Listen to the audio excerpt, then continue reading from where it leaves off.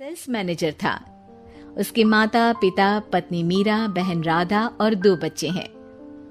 एक दिन मीरा कहती है, कार्तिक, बच्चों के स्कूल में एनुअल फंक्शन के लिए 2000 जमा करने पड़ेंगे। अरे अभी कुछ दिन पहले ही तो 10,000 जमा किए थे ना। हाँ, वो तो फीस और प्रोजेक्ट के पैसे जमा किए थे। अभी तो अगले महीने एडमिशन फीस और किताबों के पैसे भी जमा करवाने पड़ेंगे। 40 से 50,000 का खर्चा है। मीरा, इतनी तो सैलरी भी नहीं है मेरी, ऐसे कैसे काम चलेगा? तो मैं क्या करूं? बच्चे को मीरा, तुम जानती हो ना, मैं मुश्किल से 35 से 40,000 ही कमा पाता हूँ।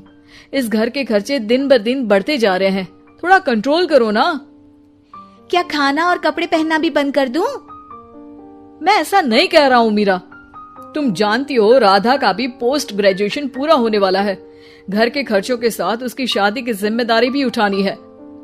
मेरे बच्चों की पढ़ाई से ज्यादा इम्पोर्टेंट राधा की शादी है, तो करो जो मन में आए। मैं बोझ लगती हूँ तो मैं बच्चों के साथ अपने मायके चली जाती हूँ। तुम्हारी सारी मुसीबतें ही खत्म हो जाएगी।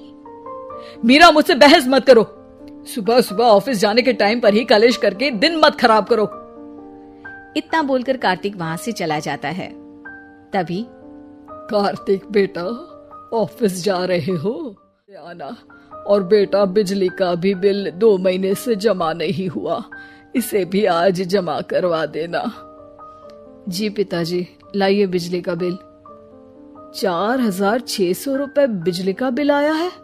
माँ, मीरा, राधा, कितना ज्यादा बिल आया है। भैया, ये 2 महीने का बिल है और मैं तो सिर्फ फोन चार्ज करती हूँ।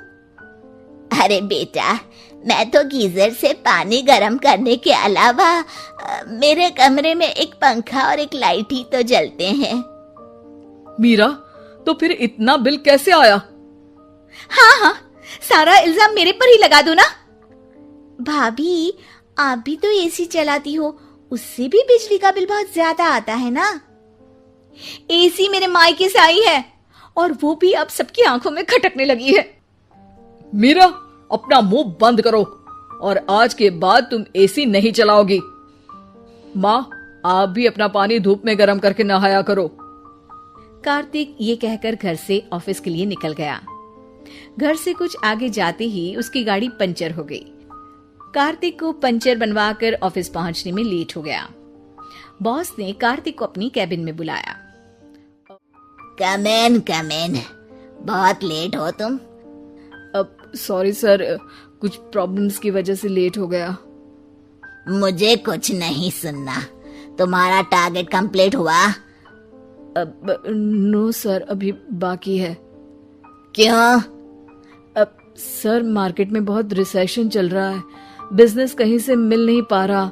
मैं अपनी तरफ से पूरी कोशिश कर रहा हूँ सर। मुझे तुम्हारी कोशिश नहीं चाहिए, मुझे बिजनेस चाहिए। अगर तुमसे नहीं हो पा रहा है तो तुम रिजाइन कर सकते हो। अब नहीं सर, मुझे इस नौकरी की बहुत जरूरत है। मैं अपनी फैमिली का सिंगल अर्निंग पर्सन हूँ। मेरी जॉब चली गई तो मेरी फैमिली प्रॉब्लम में आ जाएगी सर। इसका ख्याल तुम्हें रखना चाहिए। जाओ यहाँ से, और बिना बिजनेस लाए मुझे तुम अपना मुंह मत दिखाना। कार्तिक बिजनेस की तलाश में इधर से उधर कड़ी धूप में सारा दिन भटकता रहता है और थका हारा जब शाम को घर आया। बेटा, और बिजली का बिल भर दिया? अब दवाई लाना भूल गया पिताजी, और बिजली का बिल जल्दी भर दूंगा। पर बेटा, याद से भर देना, वरना बिजली वाले बिजली काट कर चले जाएंगे। लीजिए पानी। बच्चों के एनुअल फंक्शन के लिए स्कूल में जमा करने वाले पैसे लेकर आए? अभी सैलरी नहीं आई है मेरा, और अकाउंट में ज्यादा पैसे भी नहीं बचे हैं। तो क्या बच्चों को स्कूल भेजना बंद कर दूं? बच्चे अगर इस साल एनुअल फंक्शन नहीं अटेंड करेंगे तो कोई पहाड़ नहीं टूट पड़ेगा। और अब तुम मेरा दिमाग खाना बंद करो। अरे, आप मुझ पर क्यों चिल्ला रहे हैं? कार्तिक गुस्से में घर से बाहर चला जाता है। अब मीरा रोने लगती है। आप रोइए मत, टेंशन लेने से कुछ नहीं होगा। पर राधा, घर के भी खर्चे हैं। कार्तिक के गुस्सा करने से घर के खर्चे नहीं पूरे होंगे। पर मीरा बेटा, लड़ाई करने से भी कोई समाधान नहीं मिलेगा। उल्टा घर का माहौल ही खराब होगा। पर मुझे लगता है हमें भी घर के खर्चों में हाथ बढ़ाना चाहिए। मुझे योगा सेंटर में जॉब का ऑफर मिला है, मैं कल से ही जॉब ज्वाइन कर लूंगी। वैसे तो मुझे भी सिलाई आती है, मैं भी लोगों के कपड़े सिलना शुरू कर देती हूँ। हाँ बेटा, मैं भी तुम्हारा घर के कामों में हाथ बटा दिया करूंगी और काज बटन लगाकर सिलाई करने में भी सहायता करूंगी।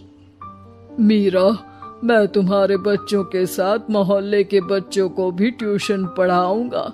इसी बहाने मेरा टाइम पास भी हो जाएगा। से अब घर के सभी सदस्यों के सहयोग से पैसों की समस्या दूर हो गई और सब खुश रहने लगे। इससे हमें सबक मिलता है कि एकता में कितनी ताकत है।